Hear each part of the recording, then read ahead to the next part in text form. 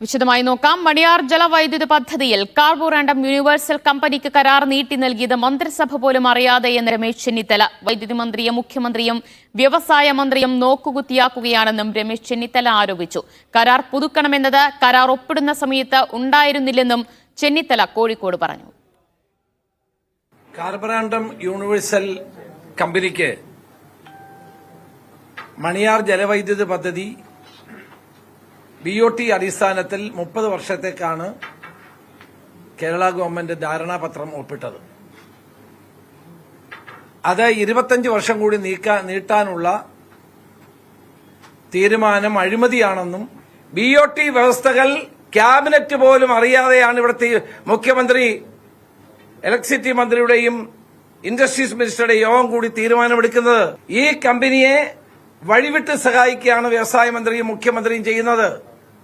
Carborundum universal കമ്പനിയുമായി നടത്തിയ 1991 എഗ്രിമെന്റിൽ കരാർ പുതുക്കി കൊടുക്കാമെന്ന് പറഞ്ഞിട്ടില്ല.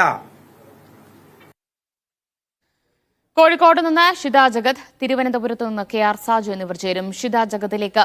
ഷിത, കാർബോറാണ്ടം യൂണിവേഴ്സൽ കമ്പനിക്ക് കരാർ പുതുക്കി നൽകിയതുമായി ബന്ധപ്പെട്ടാണ് ചെന്നിത്തല ഇന്ന് വിമർശനവുമായി രംഗത്തെത്തിയിരിക്കുന്നത്. വ്യവസായ മന്ത്രിക്ക് മറുപടി നൽകുകയാണ് ചെന്നിത്തല. എന്തൊക്കെ കാര്യങ്ങളാണ് ചെന്നിത്തല ഉന്നയിക്കുന്നത്? എത്രത്തോളം വിമർശനമാണ് ചെന്നിത്തല സർക്കാരിനെതിരെ ഉന്നയിക്കുന്നത്?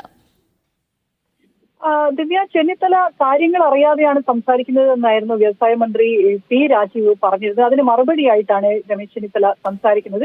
താൻ കൃത്യമായി കാര്യങ്ങൾ മനസ്സിലാക്കിക്കൊണ്ടാണ് സംസാരിക്കുന്നത്. ഈ കരാർ 1991 കാർബോറാണ്ടം യൂണിവേഴ്സൽ കമ്പനിക്ക് ഈ കരാർ ഒപ്പിട്ട് നൽകുമ്പോൾ 30 വർഷത്തേക്കാണ് കരാർ നൽകിയത്. അത് പിന്നീട് നീട്ടി നൽകാമെന്നുള്ള കാര്യം കരാറിൽ എവിടെയും തന്നെ പറഞ്ഞിട്ടില്ല. ഡിസംബർ 20 30 വർഷം പൂർത്തിയാവുകയാണ്. അത് തിരികെ കേരളത്തിന് ലഭിക്കേണ്ട വൈദ്യുതിയാണ് ഉള്ളത്. അത് 25 വർഷത്തേക്ക് കൂടി നീട്ടി നൽകുകയാണ് ചെയ്യുന്നത്. അതിന് കരാർ കമ്പനി അതിന് 21 ദിവസം മുൻപ് തന്നെ കരാർ കമ്പനിക്ക് നോട്ടീസ് നൽകണം തിരിച്ചു കിട്ടാൻ. പക്ഷെ അത് ഇതുവരെ നൽകിയിട്ടില്ല.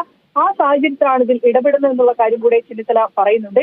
കമ്പനിയെ മുഖ്യമന്ത്രിയും വ്യവസായ മന്ത്രിയും വഴിവിട്ട് സഹായിക്കുകയാണ്. കേരളം വലിയ വൈദ്യുതി പ്രതിസന്ധിയിലൂടെ കടന്നു പോകുന്ന സാഹചര്യമാണ്. ജനങ്ങളുടെ മേൽ തലയിൽ അധിക ഭാരം അടിച്ചേൽപ്പിക്കുന്ന ഒരു സാഹചര്യത്തിൽ ഈ കമ്പനിയെ വഴിവിട്ട് സഹായിക്കുകയാണ് മന്ത്രി P. രാജീവും ഒപ്പം തന്നെ മുഖ്യമന്ത്രിയും ചെയ്യുന്നത്. അതിൽ വൈദ്യുതി മന്ത്രിയെ നോക്കുകുത്തിയാക്കിയാണ് കരാർ നീട്ടി നൽകാനുള്ള തീരുമാനം എടുക്കുന്നത് എന്നുള്ള കാര്യം കൂടെ ചെന്നിത്തല പറയുന്നു.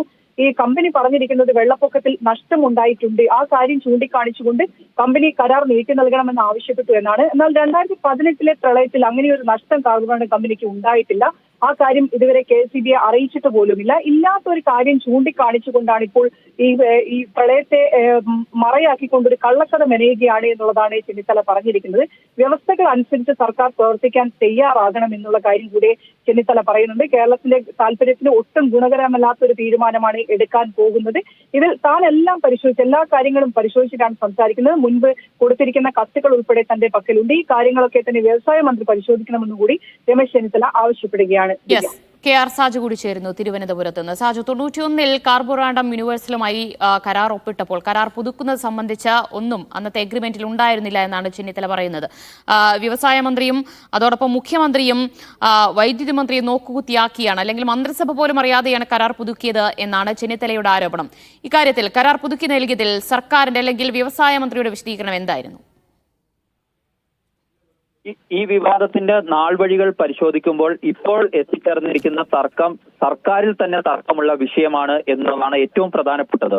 ഇതിനകത്ത് കാർബോറാണ്ടം കമ്പനിക്ക് കരാർ നീട്ടിക്കൊടുക്കുന്നതിന് ഊർജ്ജ വകുപ്പ് അതിശക്തമായി തന്നെ എതിർക്കുന്നുണ്ട്. വ്യവസായ വകുപ്പിന്റെ താല്പര്യപ്രകാരമാണ് വീണ്ടും ഒരു 25 വർഷത്തേക്ക് കൂടി കരാർ നീട്ടി നൽകാമെന്ന തീരുമാനം കഴിഞ്ഞ ദിവസം ചേർന്ന വൈദ്യുത മേഖലയുമായി ബന്ധപ്പെട്ട ഉന്നതതല യോഗത്തിൽ ഉണ്ടായിരിക്കുന്നത്.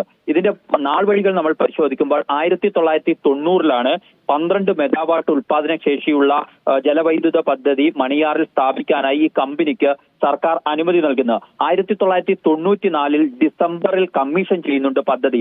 അങ്ങനെയുള്ള 30 വർഷം പരിശോധിക്കുമ്പോൾ 2024 ഡിസംബർ 30, അതായത് ഇന്നു മുതൽ എണ്ണിയാൽ 17ാമത്തെ ദിവസം ഈ കരാർ അവസാനിക്കുകയും ഈ പദ്ധതി ഇനി KSEBയുടെ ഭാഗമാവുകയും ചെയ്യേണ്ടതാണ്. പക്ഷേ അവിടെയാണ് 2018 പ്രളയം പറഞ്ഞുകൊണ്ട് ഒരു 25 വർഷത്തേക്ക് കൂടി നീട്ടിക്കൊടുക്കണം, അത് വ്യവസായത്തെ സംരക്ഷിക്കാനാണ് എന്ന നിലപാട് വ്യവസായ വകുപ്പ് എടുക്കുന്നത്. പക്ഷേ അതിനെ കൃത്യമായ കാരണങ്ങൾ കൊണ്ടാണ് ഊർജ്ജ വകുപ്പ് എടുക്കുന്നത്. കാരണം പദ്ധതി എതിർക്കുന്നത്, പദ്ധതി കൈമാറിയാൽ അടുത്ത 10 വർഷം കൊണ്ട് 140 കോടി രൂപയുടെ പ്രയോജനം വൈദ്യുതി ഉപഭോക്താക്കൾക്ക് നൽകാമെന്ന് കണക്കുകൾ നിരത്തിക്കൊണ്ട് തന്നെ KSEB സംസ്ഥാന സർക്കാരിനെ അറിയിച്ചിട്ടുണ്ട്. അങ്ങനെ ഇത് KSEBക്ക് കൈമാറിക്കഴിഞ്ഞാൽ എന്തൊക്കെ അർത്ഥത്തിലുള്ള ലാഭം സംസ്ഥാനത്തിന് ഉണ്ടാകുമെന്ന് ഊർജ്ജ വകുപ്പിന് KSEBയുടെ ചെയർമാനും ചീഫ് എഞ്ചിനീയറും നൽകിയ കത്തിൽ വിശദീകരിക്കുകയും KSEBയുടെ പദ്ധതി എന്താണ് എന്നതടക്കമുള്ള കാര്യങ്ങൾ വിശദീകരിക്കുകയും ചെയ്തു. അങ്ങനെയൊക്കെയുള്ള സാഹചര്യം നിലനിൽക്കുകയാണ് വ്യവസായ വകുപ്പിന്റെ പിടിവാശിക്ക് വഴങ്ങിക്കൊണ്ട് ഇത് വീണ്ടും കാർബോറാണ്ടം കമ്പനിക്ക് 25 വർഷത്തേക്ക് കൂടി നീട്ടിക്കൊടുക്കാനുള്ള തീരുമാനത്തിലേക്ക് കാർബോറാണ്ടത്തിന് കരാർ നീട്ടി നൽകുന്നതിലൂടെ സംസ്ഥാനത്തിന് അല്ലെങ്കിൽ KSEBക്ക് ഉണ്ടാകാൻ പോകുന്ന നഷ്ടം അത് എത്ര വലുതാണ്? അതാണ് ഞാൻ സൂചിപ്പിച്ചത്. KSEBക്ക് ഇത് കിട്ടുമ്പോൾ തന്നെ നമ്മൾ മനസ്സിലാക്കേണ്ട ഒരു കാര്യം, KSEBയിലേക്ക് ഇത് എത്തുകയായിരുന്നു എങ്കിൽ KSEBയെ സംബന്ധിച്ചിടത്തോളം അത് ഏറ്റെടുത്തുകൊണ്ട് അവിടെ നിന്നും വൈദ്യുതി ഉൽപ്പാദിപ്പിക്കണം. നമുക്കറിയാം, നമ്മുടെ ജലവൈദ്യുത പദ്ധതികൾ അടക്കമുള്ളവയുള്ളപ്പോഴും അടിസ്ഥാനപരമായി നമ്മൾ പരിശോധിച്ചാൽ നമുക്ക് ആവശ്യമുള്ള അത്രയും വൈദ്യുതി ഉൽപ്പാദിപ്പിക്കുന്ന ഒരു സംസ്ഥാനമല്ല. അങ്ങനെ വരുമ്പോൾ ഈ പദ്ധതി കൂടി കിട്ടുകയാണെങ്കിൽ അതിൽ നിന്നുള്ള 12 മെഗാവാട്ട് ഉൽപ്പാദന ശേഷി കൂടി KSEBക്ക് അധികമായി ലഭിക്കുകയാണ്. സ്വാഭാവികമായും അതിന്റെ ഗുണം സംസ്ഥാനത്തെ വൈദ്യുതി ഉപഭോക്താക്കളിലേക്ക് പൂർണ്ണമായി എത്തുകയും അങ്ങനെ 10 വർഷം കൊണ്ട് 140 കോടി രൂപയുടെ പ്രയോജനം കിട്ടുമെന്നാണ്